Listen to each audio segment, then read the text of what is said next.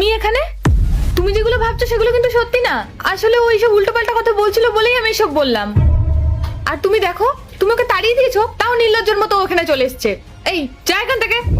রিয়া, ও আর কোথাও যাবে না। যে বিশ্বাসটা আমি তোমার উপরে করেছিলাম সেই বিশ্বাসটা তুমি রাখোনি। তুমি নিজের স্বার্থের জন্য এই নিরপরাধ মানুষটাকে ফাঁসিয়েছো। তোমার অন্য একজনের সাথে অ্যাফেয়ার ছিল। তুমি যদি ওর সাথেই থাকতে চাইতে তাহলে চলে যেতে ওর সাথে। তার জন্য তুমি একটা নিরাপদ মানুষের জীবন নষ্ট করছিলে।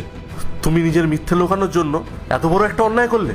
শোনো, তোমার মতো মেয়ে যে বাড়িতে থাকবে না সে বাড়ির সংসার পুরো ধ্বংস হয়ে যাবে। শোনো রিয়া, আমি তোমার মতো মেয়ের সাথে থাকতে পারবো না। আমি তোমাকে ডিভোর্স দেবো। আর তোমার সব কথা আমি আমার এই ফোনে রেকর্ড করেছি। আর এটা আমি কোর্টে দেবো, যাতে তুমি এরপরে কারোর সাথে অন্যায় না করতে পারো। এক মিনিট। এই তোমাদের এসব ঝামেলার মধ্যে না আমার আসার কোনো দরকার নেই। আর রিয়া, তোমার সঙ্গে থেকে না আমার কোনো লাভ নেই, বুঝতে পেরেছো? তোমার হাজবেন্ড তো তোমার কিছু দেবে না, মানে টাকা সম্পত্তি কিছুই দেবে না। আর তোমার সঙ্গে থেকে না আমার কোনো লাভ নেই, বুঝতে পারছো? So by. অর্জুন, অর্জুন, এইটাই তোমার প্রাপ্য। তোমার সাথে কেউ থাকতে পারবে না। আর শোনো, আমিও তোমার সাথে থাকতে চাই না। বেরিয়ে যাও এখনই আমার বাড়ি থেকে।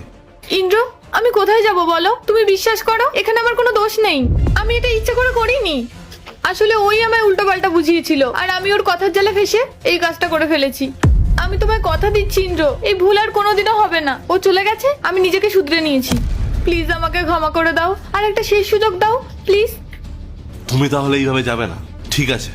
আমি তোমার বাড়িতে ফোন করছি, ওরাই তোমাকে এসে এখান থেকে নিয়ে যাক। না না, কাউকে ফোন করতে হবে না, আমি চলে যাচ্ছি।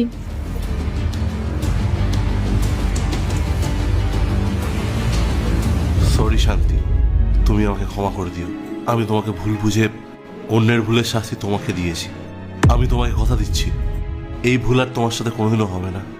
দেখো, যা হয়েছে সেটা তো আর পাল্টানো যাবে না, কিন্তু তুমি যদি মনে করো এখানে কাজ করবে তাহলে করতে পারো। আর যদি তুমি মনে করো এখানে কাজ করবে না তাহলে আমি আর তোমাকে জোর করব না। শুধু নিজে দাদা মনে করে আমাকে ক্ষমা করে দাও।